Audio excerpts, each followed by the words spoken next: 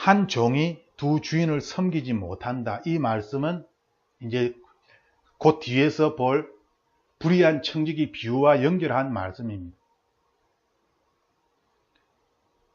한쪽을 떠받들거나, 즉 한쪽을 중히 여기거나 한쪽을 경히 여기는, 똑같이 균형을 잡아서 섬길 수 없다는 것입니다. 하나님을 섬기든지 재물을 섬기든지 함께 섬길 수는 없는 것이다.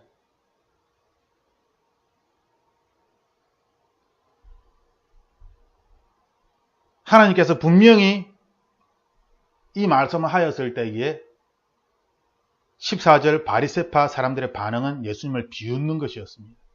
이 비웃는 바리새파의 반응에 대하여 15절 사람들이 높이 평가하는 그러한 것은 하나님 보시기에 혐오스러운, 가증스러운 우상 숭배와 같은 것이다 라고 지금 예수님께서 말씀하신 것입니다. 즉 재물을 좋아하는 것이 단순한 문제가 아니라 영적인 우상 숭배와 관련이 있다라고 말씀하시는 것입니다. 조금 확장을 시켜서 사람들이 높이 평가하는 것, 여기서는 재물이라고 이야기하였지만 조금 확장시키면 높은 직책, 지위, 권력, 명예, 세상 사람들이 추구한 이러한 것들입니다. 세상 사람들은 이러한 것들에 이끌려서 살아갑니다. 바리새인들도. 그런데 하나님이 보시기에는 바리새인들이 이렇게 살아가는 것은 영적인 더러움이라는 것입니다. 영적인 가증스러움이라는 것입니다. 우상 숭배와 같은 것이다 라고 말씀하시는 것입니다. 그러면서 이제 19절 말씀으로 나사로 이야기가 나옵니다. 어떤 부자가 있었는데 자세고 고운 옷을 입고 날마다 호화롭게 삽니다. 그런데 그 집 대문 앞에 나사로라는 거지가 있습니다. 몸이 아파서 온몸이 지금 상처가 있고 헌대가 있고, 그래서 개가 와가지고 그 헌대를 핥아먹는 비참한 그러한 거지가 자기 집 문 앞에, 대문 앞에 있는 것입니다. 그러다가 어느 날 거지가 죽었습니다. 부자도 죽었습니다. 그런데 부자가 지옥에서 고통을 당하면서 보니까 저 멀리 자기 집 대문 앞에 있었던 나사로가 아브라함의 품 안에 안겨서 편안하게 쉬고 있는 것이죠. 그래서 소리를 지릅니다. 24절에 아브라함, 나의 조상님, 나를 불쌍히 여겨서 나사로를 보내셔서 그 손가락 끝에 물을 찍어서 내 혀를 시원하게 하도록 해주십시오. 나는 이 불 속에서 몹시 고통을 당하고 있습니다. 그때 25절 얘야 되돌아보아라. 살아있을 때에 너는 온갖 복을 다 누렸지만 나사로는 온갖 불행을 다 겪었다. 그래서 지금 그는 여기에서 위로를 받고 너는 고통을 받는다.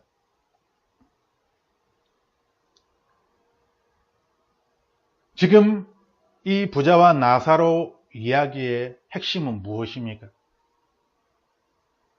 이 이야기의 핵심은 단지 살아있을 때에 구제를 하면서 살아야 된다.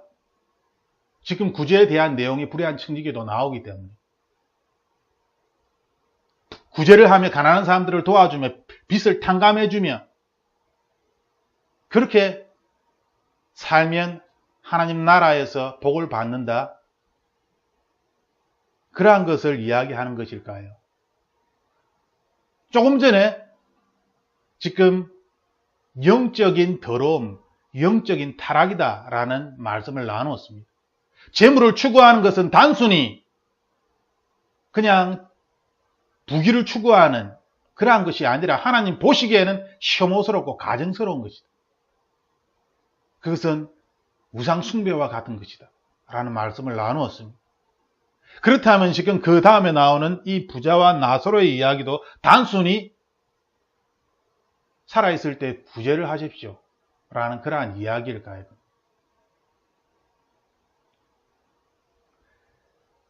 하나님의 생각은 이렇습니다.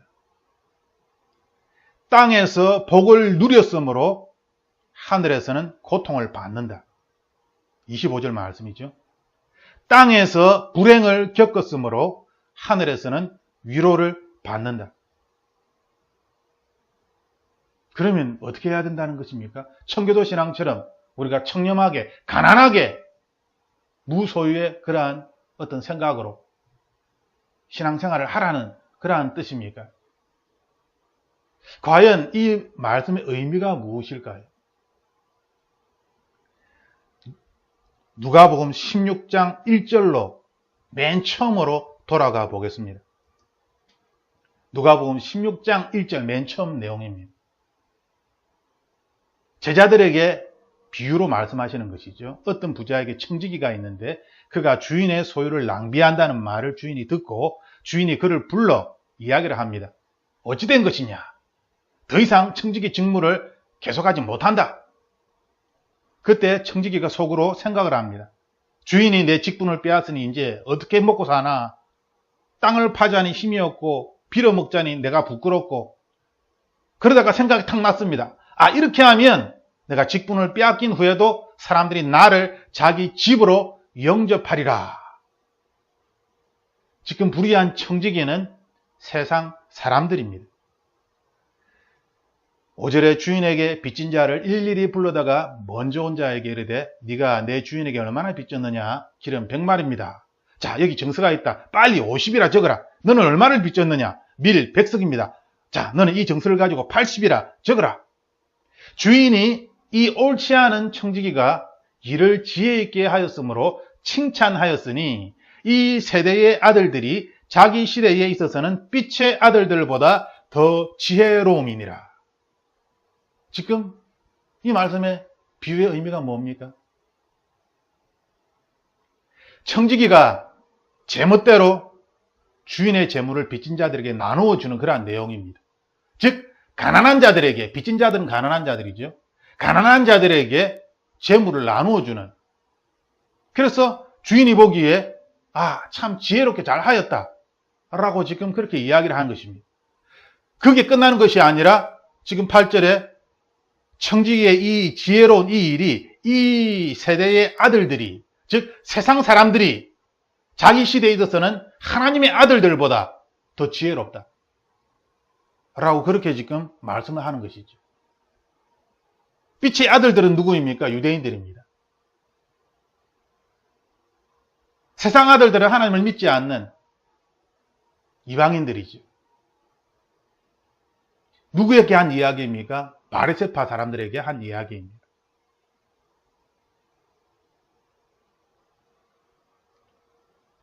그러면 이 지금 8절까지 이 내용이, 이 비유의 내용이 자기의 직분을 이용하여서 남의 재산을 가난한 자들에게 나누어 줘라.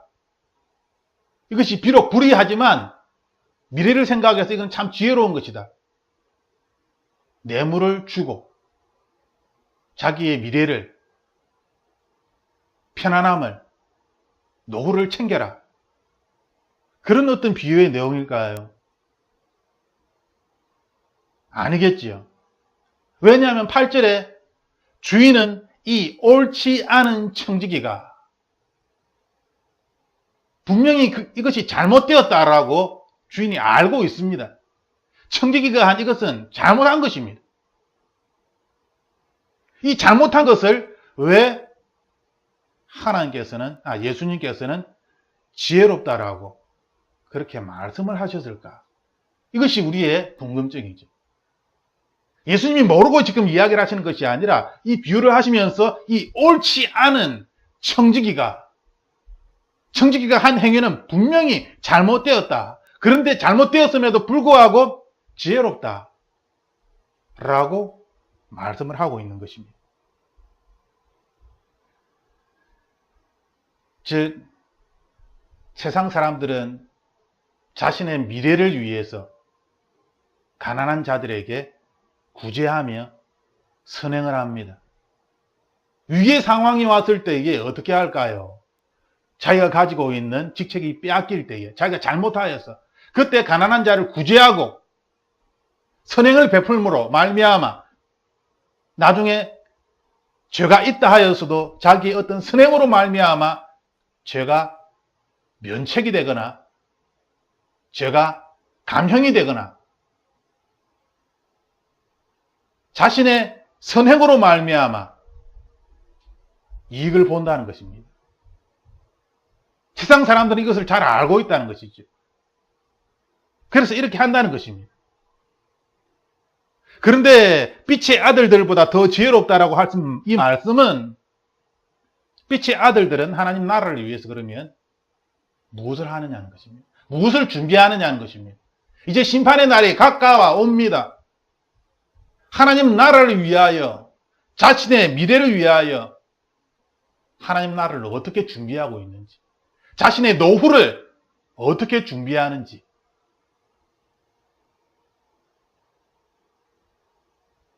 그러면서 그 다음 13절의 내용이 나오는 것입니다. 두 주인을 섬기고 있다는 것입니다.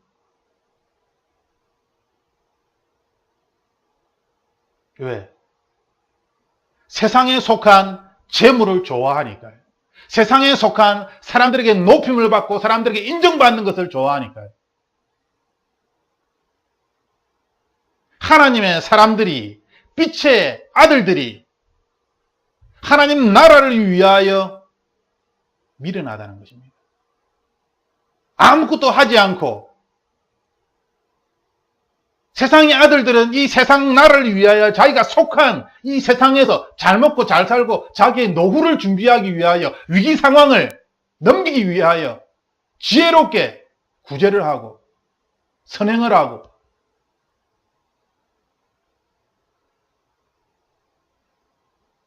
위기에 빠졌어도 자기가 한 이 구제로 말미암아 선행으로 말미암아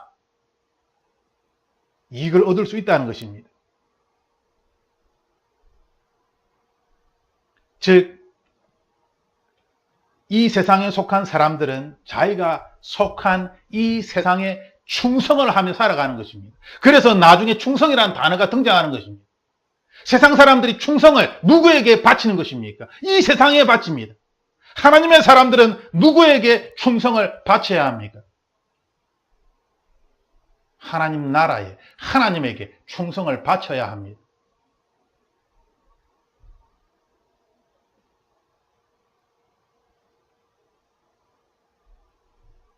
자신의 미래를 위하여 비록 세상 사람들이 불의를 행하였지만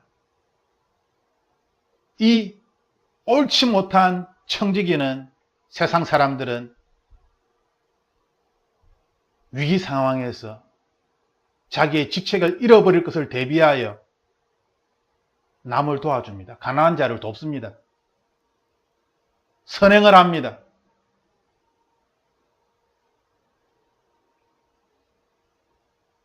하물며 하나님 나라에 속한 사람들이, 하나님의 아들들이 이 세상 아들들보다 못하다는 것이죠. 도대체 무엇을 하고 있는지. 입으로는 사랑을 한다. 입으로는 구제를 한다. 입으로는 모든 것을 거룩한 모습으로 말은 잘하지만 그 모습은 번들어하게 거룩의 모습으로 종교의 모습을 갖추었지만 그들의 마음은 썩어 있는 것입니다. 그들의 마음은 교만으로 뒤덮여져 있고 그들의 마음은 영적으로 더럽혀져 있는 것입니다. 자신이라는 우상을 숭배하는 것입니다.